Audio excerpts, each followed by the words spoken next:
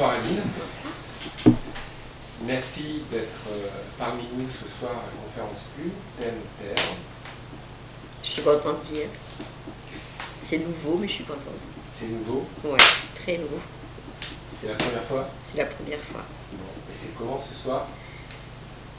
Un tout petit peu d'anxiété, mais je suis entourée de beaucoup d'amis, donc ça va. C'est vrai qu'il y J'ai a, confiance quand même. ouais, il y a toutes les amies de Voilà. Aline qui sont là, Ouais. qui l'encouragent, et on peut l'applaudir.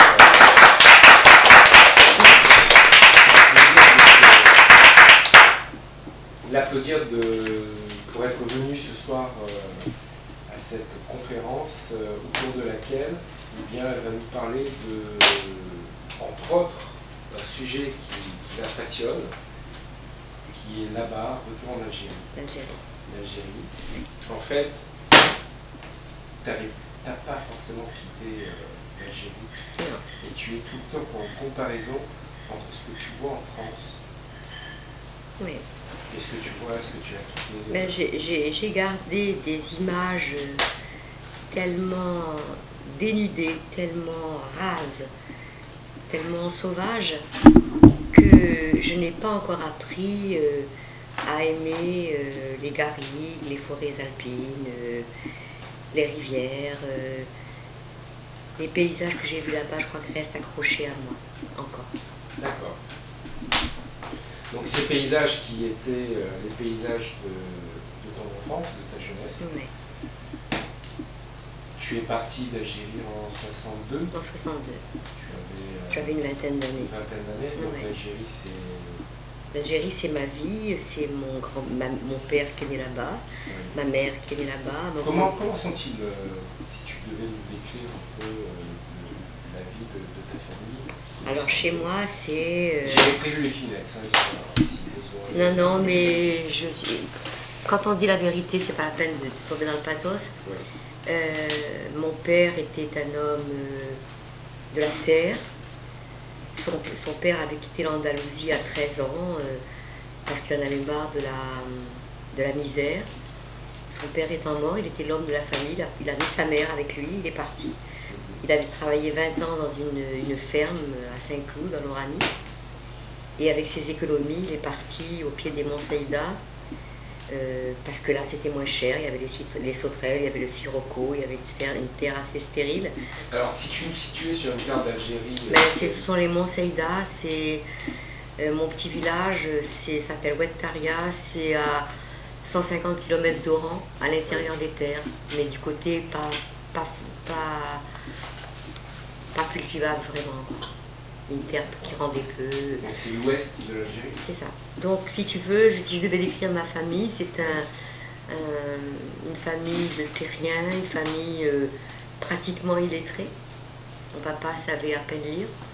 Il est allé quelques mois à l'école et l'instituteur lui a demandé un roseau pour punir, tu sais, les méchants. Donc mon père a passé des heures à tailler un roseau magnifique. Il a été le premier à recevoir une bonne raclée avec le roseau parce qu'il n'y avait pas de différence. Et donc il a pris l'encrier et il l'a jeté à la tête de l'instituteur. Ça a été la fin de ses études, qui avait duré donc 3-4 mois. Donc c'est un homme simple, avec plein de bon sens, avec plein d'amour pour cette terre. Et mon village, c'est l'empirisme, les superstitions, les croyances, mais en même temps trois communautés où on croyait qu'on s'aimait, qu'on n'avait pas de ségrégation, alors qu'il y avait quand même des distances, malgré tout, dont on n'était pas conscient. Parce qu'on vivait sous le soleil, dans une ignorance un peu réelle, quoi. Un peu réelle. Ouais. Moi j'ai mis longtemps. Alors quand tu dis, donc tu en parles dans le livre, oui. Alors pour préciser, il y a 2 livres. Il y a le premier qui est Ciel bleu, vase clos. Qui parle de mon départ d'Algérie, la saga familiale. Saga familiale. Alors ce qu'il faut savoir, c'est qu'il écrit à la 3e personne, parce que l'Harmattan n'a pas accepté la première. Voilà, l'Harmattan, mais on dit dans les milieux autorisés que peut-être... Mais il y a une distance entre le je et le elle. Oui, peut-être que d'ici peu, le livre sera réécrit à la première personne, mais bon, ça... Je suis plus la même quand même.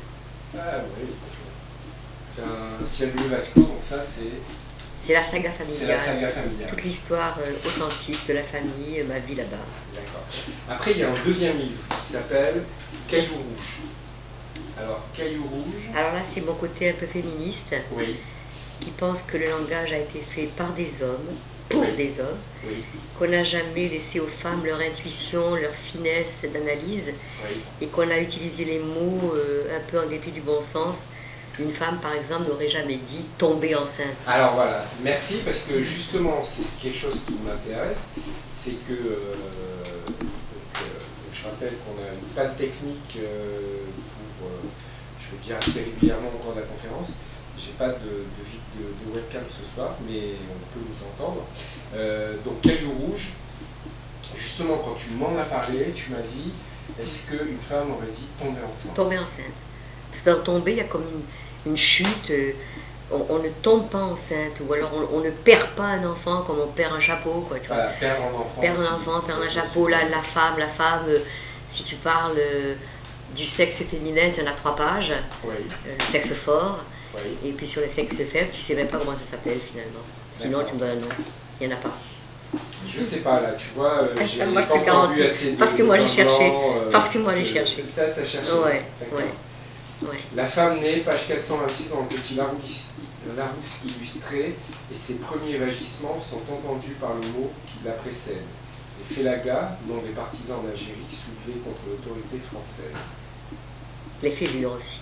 Les figures. Donc elle est entre félagas, Entre pouvoir un peu arbitraire oui, et puis fêlure, c'est-à-dire qu'une femme, on est toujours fêlée.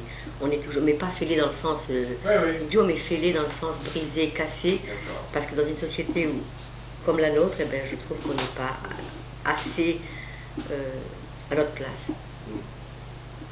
Alors on peut lui dire ne sois pas sectaire, félon donne félonne, c'est vrai, mais avocat donne avocate, docteur doctoresse, féminin masculin, c'est le hasard, le manque d'imagination. Ouais. Hasard, mais vous rêvez, on dit avocate, c'est vrai, mais on dit maître quand on s'adresse à Voilà. son défenseur, pas à cette défenseuse d'ailleurs, et on appelle docteur la doctoresse que l'on va voir, non, il n'y a pas de hasard. Avant femme, on trouve encore femelle, c'est-à-dire propre à la fécondation. L'étymologie du mot est très ambiguë. Femme vient du mot féminin, femme, épouse, femelle.